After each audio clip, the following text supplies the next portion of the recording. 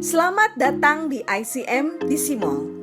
Menjelang akan dibukanya kembali ibadah di gereja pada 2 Agustus mendatang, berikut adalah panduan protokol kesehatan sesuai anjuran pemerintah yang wajib jemaat ikuti. Apabila Anda menggunakan lift, hindari memegang tombol, pintu, maupun dinding lift. Maksimal penumpang lift sebanyak 4 orang. Bagi Anda yang menggunakan eskalator, hindari memegang pegangan eskalator. Pastikan Anda menggunakan masker selama beribadah. Petugas akan melakukan pengecekan suhu tubuh.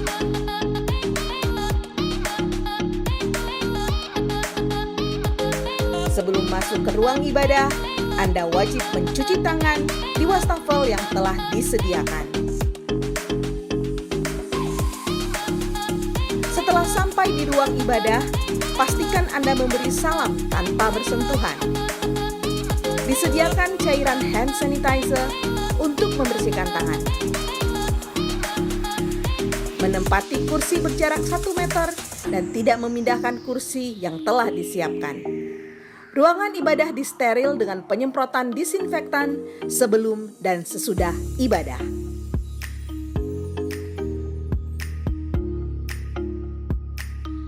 Ruangan ibadah juga dilengkapi dengan exhaust fan atau kipas penyedot udara agar sirkulasi udara berjalan dengan baik. Mengingat kapasitas kursi yang terbatas, maka setiap hari Minggu akan diadakan ibadah umum 2 kali, yaitu pada pukul 8.30 dan 10.30. Ibadah Tionghoa tetap 1 kali, yaitu pada pukul 4 sore, dan ibadah Yud pada pukul 6 sore. Bagi jemaat yang akan beribadah, Anda wajib mendaftar terlebih dahulu dengan cara sebagai berikut. Kirim WhatsApp ke call center ICM DC Mall di nomor 0813 7886 7788 dengan format nama, jumlah orang yang akan hadir, dan waktu ibadah. Untuk informasi lebih lanjut, silakan menghubungi call center gereja. Demikian protokol ibadah di ICM DC Mall. Kami ucapkan terima kasih dan selamat hari Minggu. Selamat pagi saudaraku. Mari kita memuji Tuhan. Kita percaya Tuhan yang kita sembah, Tuhan yang besar, Tuhan yang memberi kekuatan kepada kita. Haleluya. Oh Tuhan, terima kasih, kekuatan-Mu tidak tertandingi. Engkau Allah yang luar biasa dalam hidup kami. Haleluya, haleluya. Ayo bersama-sama katakan. Tak terbayang kebesaran-Mu dan tak terbanding kekuatan-Mu Tuhan. Kau megang bagiku. Katakan segenap jiwa. Segenap jiwa dan pengharapan telah ku serahkan untuk rencana-Mu Tuhan. Kau Raja atasku, hanya Kau yang layak ditinggikan. Katakan ajaib Kau Tuhan. Ajaib Kau Tuhan, agung dan perkasa. Kau sumber kemenanganku, layak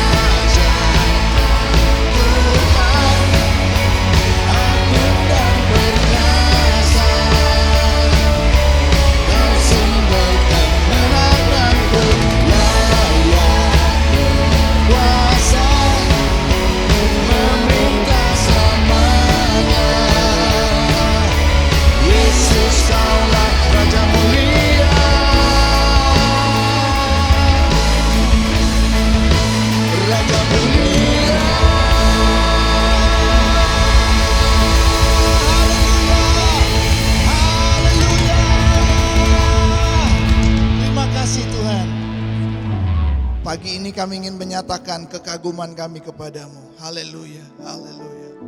Terima kasih Bapa. Terima kasih. Terima kasih Tuhan untuk anugerah-Mu yang luar biasa dalam hidup kami. Kami sungguh kagum akan Engkau ya Bapa. Oh Bapa, terima kasih, Engkau indah, Engkau mulia dalam hidup kami. Kami ingin hidup kami menyenangkan hati-Mu Tuhan. Biarlah segala pujian, hormat hanya bagi nama-Mu. Terima kasih Bapa. Terima kasih Tuhan. Terima kasih. Bersama-sama katakan, anugerah-Mu. Anugerah-Mu kepadaku tak pernah berubah. Perbuatan-Mu terlukiskan di dalam hatiku. Tercengangku dibuat-Mu, ku kagum padamu. Tak ada hal di hidupku yang luput darimu. Kau indah, kau mulia, tiada sepertimu. Ku ingin hidupku menyenangkanmu.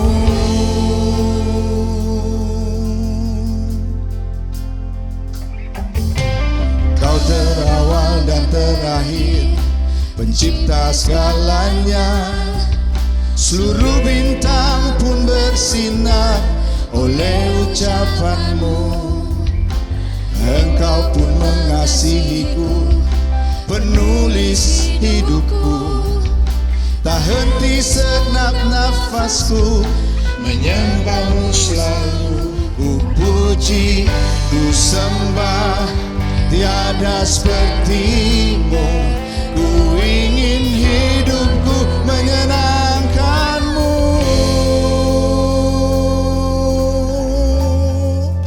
Segala puji, segala hormat, segenap hatiku menyembah-Mu.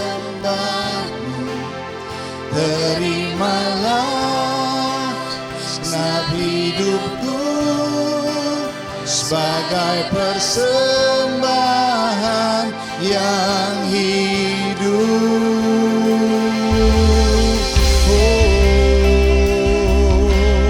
Terlalu besar anugerah-Mu dalam hidup kami Tuhan. Oh haleluya, haleluya. Sekali lagi katakan anugerah-Mu. Anugerah-Mu kepadaku tak pernah berubah. Perbuatan-Mu terlukiskan di dalam hatiku. Tercengangku dibuat-Mu, ku kagum padamu. Tak ada hal di hidupku yang luput darimu. Kau indah, kau mulia, tiada seperti-Mu. Ku ingin hidupku menyenangkan-Mu. Segala puji, segala hormat, segenap hatiku menyembah-Mu. Terimalah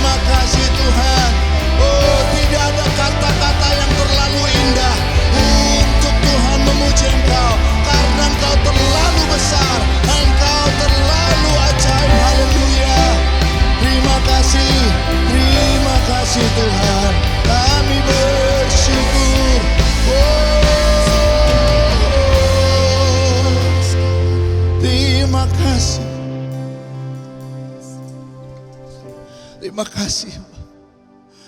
Biar lebih lagi kami menyatakan Tuhan betapa kami kagum. Betapa kami berterima kasih untuk anugerah-Mu.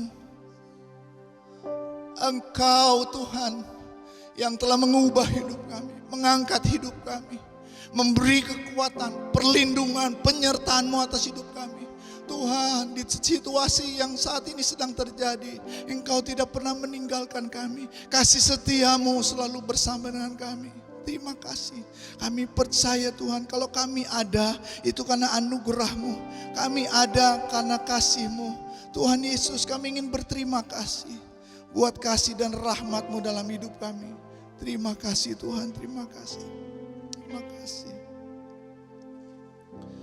Mari kita berterima kasih kepada Tuhan.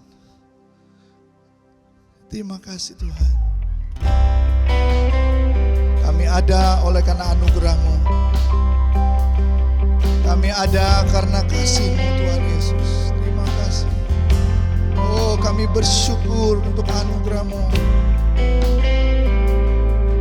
Bersama-sama saudaraku, kita nyanyikan pujian ini. Katakan, ku ada sebab anugerah-Mu. Ku ada sebab anugerah-Mu. Ku ada karena kasih-Mu, Tuhan Yesus. Ku berterima kasih buat kasih rahmat-Mu. Ku ada sebab anugerah-Mu.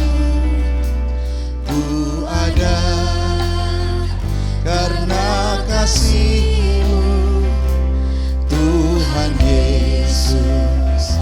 Ku berterima kasih buat kasih rahmat-Mu.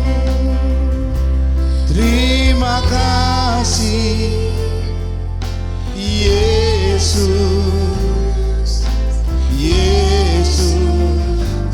Terima kasih, hanya anugerah-Mu buat hidupku sekarang. Ku kan memuji-Mu selamanya. Yes. Sekali lagi jemaat Tuhan, katakan, ku ada sebab anugerah-Mu. Ku ada sebab anugerah-Mu. Ku ada karena kasih-Mu, Tuhan Yesus. Ku berterima kasih buat kasih rahmat-Mu. Katakan, terima kasih. Terima kasih Yesus, Yesus. Terima kasih, hanya anugerah-Mu buat hidupku sekarang. Ku kan memuji-Mu selamanya. Terima kasih Yesus, Yesus. Terima kasih, hanya anugerah-Mu buat hidupku sekarang. Ku kan memuji-Mu selamanya. Mari jemaat sama-sama katakan, terima kasih Yesus, Yesus. Terima kasih, hanya anugerah-Mu buat hidupku sekarang. Ku kan memuji-Mu selamanya. Ku kan memuji-Mu selamanya. Ku kan memuji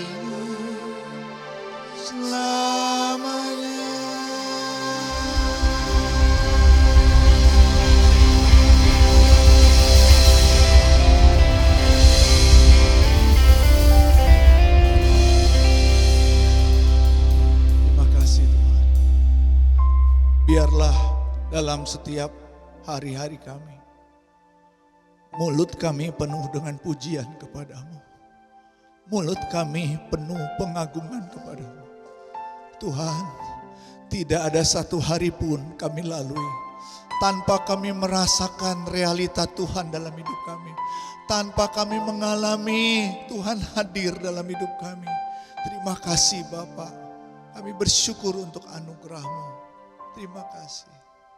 Tuhan, berkati sebentar penyampaian firman Tuhan oleh hamba-Mu Pak Dion. Kami percaya Engkau akan menyatakan isi hati-Mu kepada kami lewat hamba-Mu ini.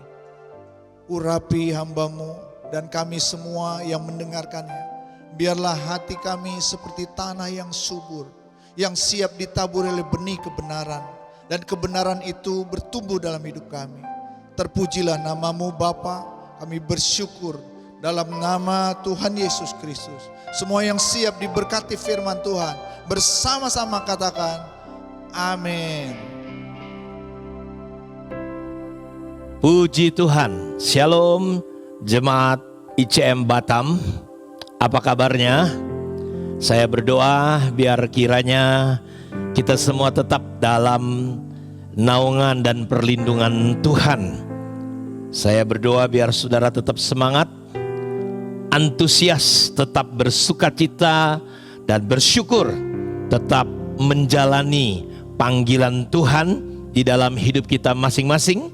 Walaupun di tengah-tengah goncangan yang sedang terjadi yang membuat tatanan kehidupan banyak orang di Indonesia, bahkan bukan hanya Indonesia tetapi di seluruh dunia mengalami perubahan-perubahan yang luar biasa. Bisnis, ekonomi, sosial, bahkan gereja dan orang percaya ikut tergoncang karena Mbak Corona ini, virus atau COVID-19 ini. Saya terlebih dulu ingin mengucapkan banyak terima kasih untuk Bapak Pendeta Yonatan dan semua tim kepemimpinan, para penatua ICM tentunya buat kesempatan untuk saya bisa menyampaikan firman Tuhan walaupun tidak bisa berjumpa secara fisik ya. Tetapi saya percaya Tuhan Yesus tidak dapat dibatasi ya. Tuhan Yesus tidak bisa dibatasi oleh ruang, waktu, dan tempat kita. Dia tetap sama dulu, sekarang, dan sampai selama-lamanya. Kalau dulu dia bisa melakukan mujizat, saya percaya dalam situasi seperti ini pun Tuhan tetap mampu melakukan mujizatnya untuk kita semua. Nah, saya teringat kemarin ketika saya sedang melakukan doa secara online Bapak Ibu ya. Saya mengajak di akhir doa online itu mereka berdoa dan mengikuti apa yang saya minta, di mana di akhir doa itu saya bilang siapa saja yang sakit ya boleh tumpangkan tangannya di bagian tubuh yang sakit. Kenapa? Karena firman Tuhan berkata tanda-tanda ini menyertai orang yang percaya. Dengan namaku engkau akan usir setan-setan dan engkau akan tumpang tangan dan orang sakit itu akan sembuh. Nah, acara doa kami itu hari Selasa. Jadi jemaat ini kebetulan dalam keadaan sakit. Bapak Ibu, dia sedang hamil muda, dia mengalami tiba-tiba serangan sakit di perut yang begitu luar biasa sampai dibawa ke rumah sakit. Kebetulan karena kondisi situasi hari-hari ini, virus corona ini Bapak Ibu, jadi rumah sakit juga tidak banyak dokter yang bisa menangani, sehingga di over sana, di over sini, sampai akhirnya ya ditenangkan saja, hatinya pulanglah, katanya nggak apa-apa. Jadi dalam keadaan sakit dia pulang dari rumah sakit, dia menahankan sakit lumayan lama, cukup berjam-jam sampai 1 hari lebih. Dan hari Rabu paginya dia membuka acara doa online kita ya. Dan di akhir daripada doa itu saya memerintahkan untuk siapa saja yang sakit menumpangkan tangan. Dan Bapak Ibu tahu apa yang terjadi ketika dengan tulus, dengan polos ya, walaupun hanya rekaman, walaupun tidak langsung pada waktu itu, Dia berkata, saya mulai praktekkan. Saya tumpang tangan saya di perut saya yang begitu sakit. Dan ajaib Bapak Ibu, selesai didoakan, dia langsung ke kamar mandi muntah-muntah ya. Dan selesai muntah itu, dia merasakan sakitnya secara mujizat disembuhkan Tuhan. Denyut sakit di perutnya itu seketika itu juga hilang. Nah Bapak Ibu perhatikan, jadi jelas Tuhan gak bisa dibatasi oleh ruang, waktu, dan tempat. Karena itu saya percaya Bapak Ibu, walaupun kita tidak berjumpa secara fisik, hanya lewat khotbah seperti ini, saya percaya kuasa Tuhan menaungi Bapak Ibu semua jemaat yang ada di Batam. Kalau saudara sakit, saudara sedang tertekan, saudara sedang stres, sedang depresi karena situasi yang terjadi, saya percaya firman Tuhan yang saudara dengar, kalau saudara memberi hati saudara, kuasa Tuhan bisa menaungi saudara semua. Nah hari ini saya ingin sharing kepada jemaat Tuhan yang ada di Batam ya. Dari kitab Wahyu, saya memperhatikan ada 2 kata penting yang perlu kita perhatikan dan soroti. Dalam Wahyu pasal 13 ayat 10 saya bacakan bagi kita semua. Barang siapa ditentukan untuk ditawan, ia akan ditawan. Barang siapa ditentukan untuk dibunuh dengan pedang, ia harus dibunuh dengan pedang. Yang penting di sini ialah, perhatikan, ketabahan dan iman orang-orang kudus. Rasul Yohanes berkata, barang siapa ditentukan untuk ditawan, dia akan ditawan. Barang siapa ditentukan untuk dibunuh, dia akan dibunuh dengan pedang. Lihat ya, yang penting di sini. Yang penting di sini. Penting artinya sesuatu yang harus kita taruh perhatian. Yang penting artinya sesuatu yang harus kita secara fokus, kita harus seriusi. Yang penting di sini adalah ketabahan dan iman orang-orang kudus. Bahkan di pasal 14-nya ayat 12, yang penting di sini dia ulang lagi Bapak Ibu, ialah ketekunan orang-orang kudus yang menuruti perintah Allah dan iman kepada Yesus. Jadi kata yang saya ingin ajak kita perhatikan adalah kata ketabahan atau ketekunan dan iman. Jadi tekun, tabah, dan iman. Saya mau katakan bahwa virus corona yang terjadi menimpa dunia ini ya, belum apa-apa dibandingkan dengan apa yang akan terjadi di depan kita. Khususnya apa yang dinubuatkan oleh Alkitab. Tuhan Yesus pernah berkata, nanti kita akan lihat ada gempa bumi, nanti kita akan lihat ada kelaparan, kita akan lihat sampar yang lebih mengerikan daripada corona Bapak Ibu. Dan di tengah situasi itulah Tuhan berkata, yang penting di sini yang dibutuhkan adalah ketekunan, ketabahan, dan iman orang-orang kudus. Saya percaya bahwa apa yang terjadi hari ini Bapak Ibu, itu hanya untuk membuat kita sebagai jemaat, sebagai gereja, Tuhan lagi bikin shock sedikit untuk kita sadar, untuk kita bangun, untuk kita memahami, untuk kita mengerti bahwa situasi ke depan nanti itu jauh lebih mengerikan daripada situasi yang sekarang ini terjadi.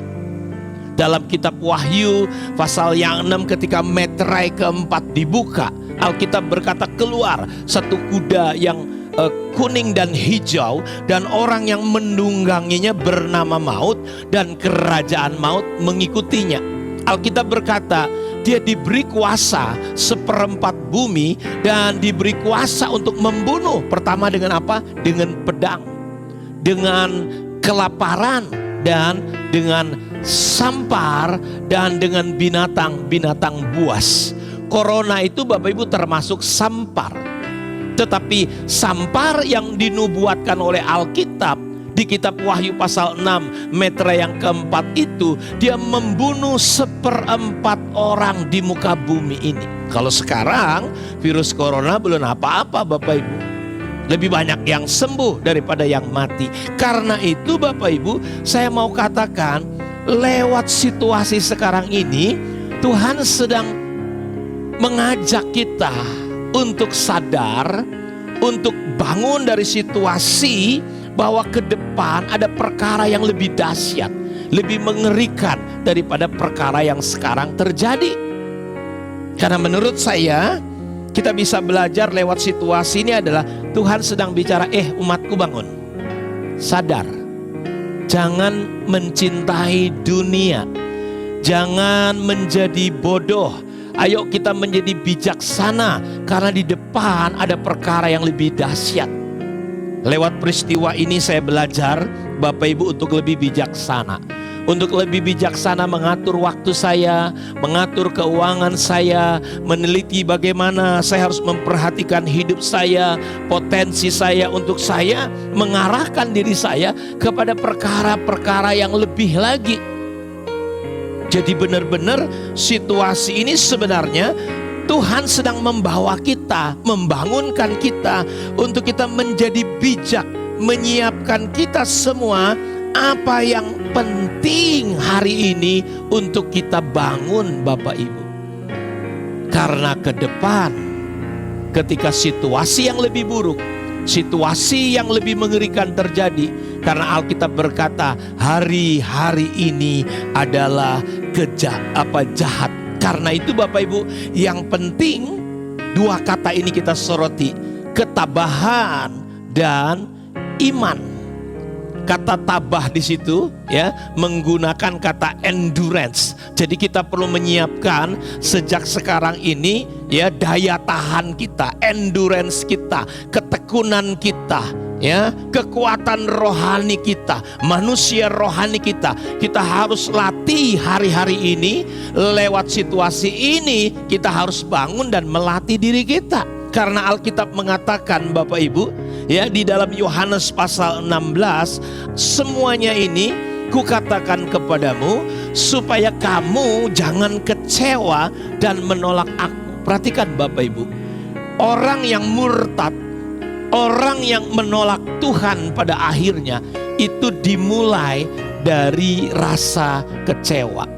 Yohanes Pembaptis sekelas dia saja Bapak Ibu, satu hari dia datang bilang kepada Tuhan Yesus melalui murid-muridnya ketika dia ada di penjara. Coba jumpai dulu, tanya sama Yesus, benarkah Yesus itu Mesias? Coba saudara bayangin, dia adalah orang yang dinubuatkan lahir sekian ratus tahun sebelum Yesus datang. Dia dinubuatkan oleh Yesaya, ada suara yang berseru-seru di padang gurun akan mendahului jalan Tuhan. Bahkan kelahirannya ketika papahnya sedang masuk ke bait Allah, Zakaria karena imam, dia berjumpa dengan malaikat, dengan Gabriel, engkau istrimu akan mengandung. Dan Alkitab berkata Zakaria tidak percaya. Karena itu Bapak Ibu tahu Zakaria menjadi bisu, sehingga ketika dia keluar dia tidak bisa lagi bicara. Orang semua pada ketakutan, heran ada sesuatu yang terjadi karena ketidakpercayaan Zakaria. Dan betul tidak lama kemudian Elisabet istrinya mengandung Bapak Ibu. Bahkan Alkitab mengatakan ketika Yohanes Bapak Ibu dalam kandungan mamanya, waktu Maria datang, bayi Yesus dalam kandungan Maria ketemu dengan bayi, ya, yaitu Yohanes yang sedang dikandung Elisabet. Alkitab berkata melonjaklah Yohanes Pembaptis dalam kandungan Elisabet. Dia penuh dengan Roh Kudus sejak masih bayi Bapak Ibu. Bisa bayangin, bukan orang yang biasa-biasa, bukan orang yang sembarangan. Yohanes Pembaptis penuh Roh Kudus sejak bayi, dinubuatkan ratusan tahun sebelum dia sendiri lahir. Dan ketika Yesus datang, dia berkata kepada banyak orang, inilah anak domba yang mengangkut dosa seisi dunia. Ketika Yesus datang untuk meminta dibaptis, dia berkata, membuka tali kasutnya pun, membuka tali sepatumu, aku gak layak, kata Yohanes Pembaptis. Tapi Bapak Ibu lihat, ketika Yohanes sedang ada di penjara, ini orang yang tahu betul siapa Yesus. Karena ketika Yesus keluar dari air dibaptis, dia melihat Roh Kudus turun dengan lembaga burung merpati. Tetapi dia yang berkata, tanya dulu sama Yesus, benarkah dia Mesias atau aku harus tunggu yang lain? Dan Bapak Ibu, Yesus berkata kepada murid-murid Yohanes, kasih tahu Yohanes, orang mati bangkit, orang buta melihat, orang tuli mendengar, orang lumpuh berjalan, berbagai mujizat terjadi. Dan ketika murid-murid Yohanes pergi meninggalkan Yesus, Yesus ngomong sama murid-muridnya, berbahagialah orang yang tidak kecewa dan akhirnya menolak aku. Saudara perhatikan, kekecewaan bisa membuat orang menjadi tidak percaya kepada Tuhan. Saya tidak tahu apa masalah, apa persoalan yang menghinggapi pikiran Yohanes sampai dia bertanya, beritahu, benarkah Yesus itu Mesias? Dan Yesus berkata, berbahagialah orang yang tidak kecewa dan menolak aku. Dan Yesus berkata, semuanya ini kukatakan kepada kamu, supaya kamu jangan kecewa dan akhirnya menolak aku. Kenapa? Kamu akan dikucilkan. Bahkan akan datang saatnya bahwa setiap orang yang membunuh kamu akan menyangka bahwa ia telah berbuat bakti bagi Allah. Mereka akan berbuat demikian karena mereka tidak mengenal baik Bapa maupun aku. Jadi saudara, kita lihat Tuhan mengingatkan kita kenapa butuh ketabahan dan iman. Karena akan datang masanya, satu waktu, satu saat saudara akan dikucilkan, saudara akan dibunuh, saudara akan dianiaya. Dan Tuhan mengingatkan kita, jangan sampai kecewa, jangan sampai menolak Tuhan karena situasi yang terjadi. Karena situasi ini pasti akan datang. Karena itu hari-hari ini Bapak Ibu, kita perlu menyiapkan yang namanya ketabahan dan iman. Dalam 2 Timotius 3 ayat 1 sampai 5 dikatakan, ketahuilah bahwa pada hari terakhir akan datang masa keadaan yang sulit dan sukar. Situasi itu datang bukan karena hanya alam, tapi karakter manusia, dosa manusia. Manusia mencintai diri sendiri, manusia menjadi hamba uang, mereka membual, menyombongkan diri, jadi pemfitnah. Mereka akan berontak terhadap orang tua, tidak tahu berterima kasih, tidak peduli dengan agama, tidak tahu mengasihi, tidak mau berdamai, suka menjelekkan orang, tidak dapat mengekang diri, dan tidak suka yang baik, suka mengkhianat, tidak berpikir panjang, berlagak tahu, lebih menuruti hawa nafsu daripada menuruti Allah. Secara lahiriah mereka menjalankan ibadah, tetapi pada hakikatnya mereka memungkirinya. Lihat Bapak Ibu, jadi situasi ke depan, situasi hari-hari ke depan ini, situasi akhir zaman ini, kita gereja Tuhan, umat Tuhan perlu menyiapkan yang pertama, yang namanya kekuatan, endurance, ketabahan, ketekunan karena situasi yang sulit, supaya jangan sampai kita tidak siap. Sehingga Alkitab nubuatan Yesus berkata, akan ada banyak orang yang murtad. Kasih kebanyakan orang menjadi dingin karena kecewa. Mereka saling mengkhianati. Alkitab berkata mereka akhirnya murtad. Karena itu kita perlu melatih yang namanya endurance, daya tahan, ketabahan, ketekunan. Bagaimana kita bisa melatih untuk kita bisa memiliki kekuatan secara rohani? Yakobus pasal 1 ayat 2 sampai 4 saya bacakan untuk kita semua. Saudara-saudara, anggaplah sebagai suatu kebahagiaan apabila kamu jatuh ke dalam berbagai-bagai pencobaan. Sebab kamu tahu bahwa ujian terhadap imanmu itu menghasilkan ketekunan. Ingat, pada masa yang akan datang, ketekunan, ketabahan, endurance itu dibutuhkan ketika situasi keadaan tidak baik. Corona ini nggak ada apa-apanya Bapak Ibu. Yang bisa menghasilkan ketekunan namanya adalah pencobaan. Dan biarlah ketekunan itu, endurance itu memperoleh buah yang matang, supaya kamu menjadi sempurna, utuh, dan tidak kekurangan apapun. Jadi bagaimana kita memiliki daya tahan? Yakobus mengajarkan, anggaplah sebagai suatu kebahagiaan apabila engkau jatuh ke dalam berbagai-bagai pencobaan. Jadi situasi yang sekarang terjadi ini melatih kita untuk kita belajar bersyukur, belajar bisa bahagia, belajar untuk kita menikmati situasi yang saya tahu tidak mudah. Para pengusaha berkata 70% sebelum corona saja sudah menurun omsetnya. Situasinya ditambah dengan corona ini Bapak Ibu, tatanan ekonomi bukan hanya Indonesia, dunia hancur. Tetapi sebagai anak-anak Tuhan, bagaimana kita bisa berkata seperti yang diajarkan Yakobus, berbahagialah kamu kalau kamu jatuh ke dalam berbagai-bagai pencobaan. Jadi kita mulai menikmati. Mungkin saudara sedang kekurangan uang, saudara daganganmu nggak laku, ya macam-macam, ya banyak kesulitan yang terjadi yang saudara bisa ungkapkan. Tapi hari ini saya mau berkata, berbahagialah.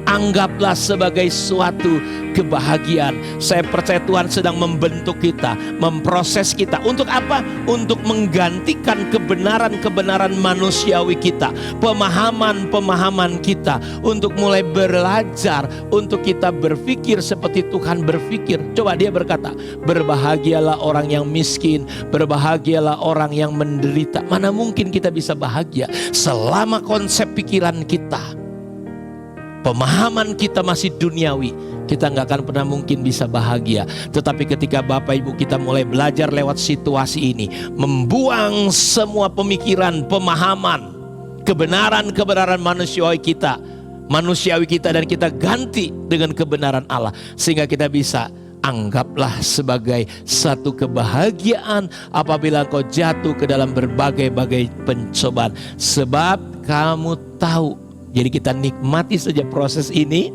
dan kita tekunin saja sampai ketekunan itu sampai mengeluarkan buah yang matang, sampai akhirnya kita menjadi sempurna, utuh, dan tidak kekurangan apapun juga. Sehingga situasinya mau di atas, di bawah, mau susah atau senang, mau sehat atau sakit, mau apapun situasinya, kita sudah siap. Kita punya ketekunan dan ketabahan. Dan yang kedua, yang terpenting kedua adalah yaitu iman. Kalau saudara baca tadi di dalam kitab Wahyu pasal 13 dan pasal 14, dia mengulang dalam situasi yang sulit sekalipun, yang penting adalah iman. Orang-orang kudus kepercayaannya. Jadi iman kita jangan goyah Bapak Ibu, apapun yang terjadi. Tuhan Yesus berkata begini, ketika dia mengilustrasikan tentang doa yang tidak putus-putus, tentang seorang janda yang susah, punya masalah, dia datang kepada seorang hakim yang lalim. Pak Hakim, tolong saya. Namanya juga sudah hakim yang lalim, hakim yang jahat. Dia berkata, hei ibu, berapa banyak uangmu? Karena bukan rahasia besar hari ini Bapak Ibu, banyak orang-orang yang untuk menolong, ya khususnya kasus-kasus pengadilan, butuh uang. Hakim yang ini juga disebut hakim yang jahat. Berapa uangmu? Dia berkata, Pak Hakim, aku gak punya uang. Kalau gak punya uang kau pergi. Tapi wanita ini terus datang Bapak Ibu, dia terus datang. Sampai akhirnya hakimnya berkata, waduh kalau begini aku susah, ku tolong saja sekali ini. Dan Tuhan Yesus bilang begini, dengarkanlah, camkanlah apa yang di hati dikatakan oleh hakim yang jahat itu. Apakah Bapa yang baik mengulur-ulur waktu? Kalau Bapa yang jahat tahu memberi pemberian yang baik Kalau bapak yang jahat anaknya minta roti nggak dikasih batu, anaknya minta ikan nggak mungkin dikasih kalajengking. Apalagi Bapa di sorga akan memberikan Roh Kudus sebagai penolong bagi yang memintanya. Dan Yesus berkata, Dia nggak akan pernah biarkan doa anak-anaknya diulur-ulur. Dia akan segera menolong anak-anaknya. Dan ayat itu kalau saudara baca dalam Injil Lukas dalam ilustrasi itu, dia bertanya begini, hanya kalau anak manusia datang, apakah dia masih menjumpai iman? Adakah anak manusia bisa jumpa iman? Jadi rupanya di hari-hari terakhir, karena situasi yang terus bergoncang, persoalan yang akan terjadi, Tuhan berkata, adakah anak manusia bisa jumpa iman? Jadi iman adalah sesuatu yang bisa hilang ketika kesulitan, masalah, aniaya, penderitaan. Karena siapa ditentukan ditawan. Siapa ditentukan dibunuh dengan pedang, dia akan dibunuh dengan pedang. Yang penting di sini ketabahan dan iman. Karena itu Bapak Ibu, jaga hatimu supaya imanmu tetap bertumbuh. Dan ingat, iman hanya bisa muncul, bertumbuh ketika kapan? Ketika kita mendengar firman Tuhan. Iman muncul, kalau ini iman, dia hanya muncul, dia bisa keluar kapan? Ketika dia mendengar. Karena itu jangan lebih banyak dengar dunia, jangan lebih banyak dengar ya hal-hal corona. Dengar firman Tuhan, dengar. Karena hanya firman yang mampu mengeluarkan iman kita. Dan kalau saudara punya iman sebesar biji sesawi, saudara bisa pindahkan gunung. Kalau saudara punya iman, saudara akan tetap kuat dan tabah apapun yang terjadi. Karena itu jangan biarkan iman saudara dirusak. Dan ingat, iman ada kaitannya dengan pengenalan akan Allah. Saudara, iman kita tidak akan pernah melebihi pengenalan kita kepada Allah. Karena itu hari-hari ini ketika situasi ini sedang terjadi, banyaklah belajar, bangunlah pengenalan saudara kepada Tuhan. Kenalilah Allah lewat doa dan firman. Daniel 11 ayat 32, orang umat yang mengenal Allahnya akan tetap kuat dan bertindak. Kamu akan mengetahui kebenaran, dan kebenaran itu akan memerdekakan kamu. Paulus bilang begini dalam 2 Timotius pasal 1 ayat 12, itulah sebabnya aku menderita semuanya ini, tetapi aku tidak malu, karena aku tahu kepada siapa aku percaya, dan aku yakin bahwa Dia berkuasa memelihara apa yang telah dipercayakannya kepadaku hingga pada hari Tuhan. Bapak Ibu perhatikan, aku tahu kepada siapa aku percaya.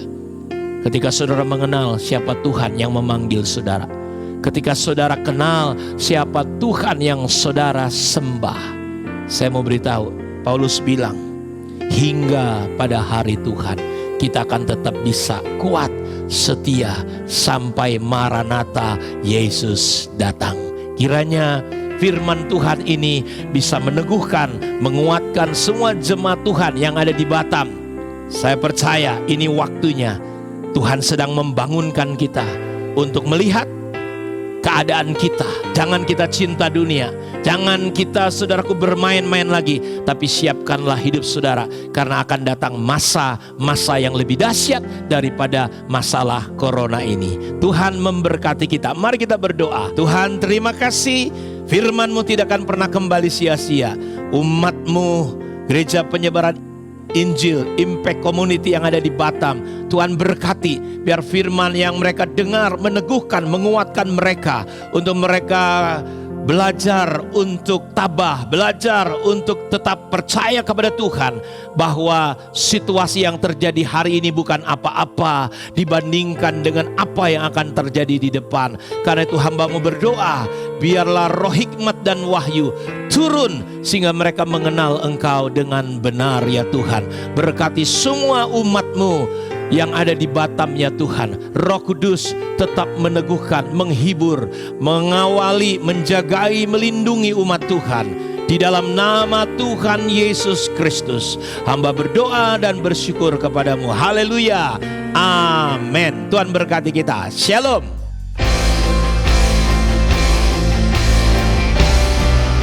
Segala puji, segala hormat, senap hatiku menyembahmu. Terimalah segenap hidupku sebagai persembahan yang hidup.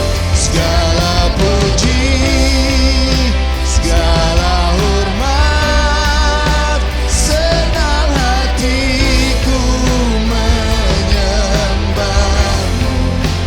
Terimalah segenap hidupku sebagai persembahan yang hidup.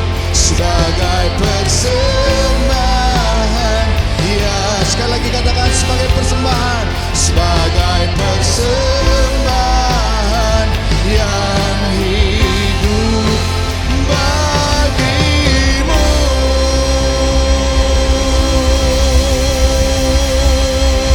Haleluya, haleluya, haleluya. Tuhan, terima kasih untuk kebenaran firman yang telah Engkau nyatakan melalui hamba-Mu Pak Dion. Kami bersyukur Tuhan, kami dikuatkan, kami diteguhkan. Tuhan, berkati hamba-Mu yang sudah menyampaikan firman. Berkati keluarganya, berkati pelayanannya. Tuhan, kami percaya Engkau terus memberikannya kesehatan untuk terus dipakai oleh Tuhan. Bapa, terima kasih. Hamba berdoa buat seluruh jemaat pagi hari ini. Tuhan, kami percaya bahwa setiap kami diberi kekuatan, diberi kemampuan untuk dapat mengatasi setiap kesulitan, setiap kesukaran yang harus kami hadapi. Kami percaya ada anugerah Tuhan, ada kemurahan Tuhan, melimpah dalam kehidupan setiap jemaat Tuhan. Terima kasih Bapa. Curahkanlah berkat-Mu atas kami. Sebelum ibadah ini berakhir, kami percaya Tuhan, hati kami terbuka untuk menerima berkat-Mu. Dan kami percaya itu kan terjadi di dalam nama Yesus. Saudara-saudara kekasih dalam nama Tuhan Yesus Kristus, terimalah anugerah daripada Tuhan, damai sejahtera daripada Allah Bapa, cinta dan kasih sayang Tuhan kita Yesus Kristus, serta persekutuan Roh Kudus menyertai setiap engkau saat ini sampai selama-lamanya. Semua akan diberikan oleh Tuhan dalam hidupmu. Kesehatan, pekerjaan, bisnismu akan dibuat berhasil. Keluarga, rumah tanggamu akan semakin harmonis. Dan apabila engkau sungguh-sungguh hidup dalam kebenaran firman Tuhan, apa saja yang kau perbuat pasti dibuat Tuhan berhasil. Dan kiranya setiap persembahan yang kau berikan dengan tulus hati kepada Tuhan, diberkati Tuhan berlimpah-limpah. Terpujilah nama Tuhan. Di dalam nama Tuhan Yesus, semua kita yang diberkati, kita berkata amin. Haleluya, haleluya, haleluya. Selamat siang, Tuhan Yesus memberkati. Sampai jumpa minggu depan. Shalom.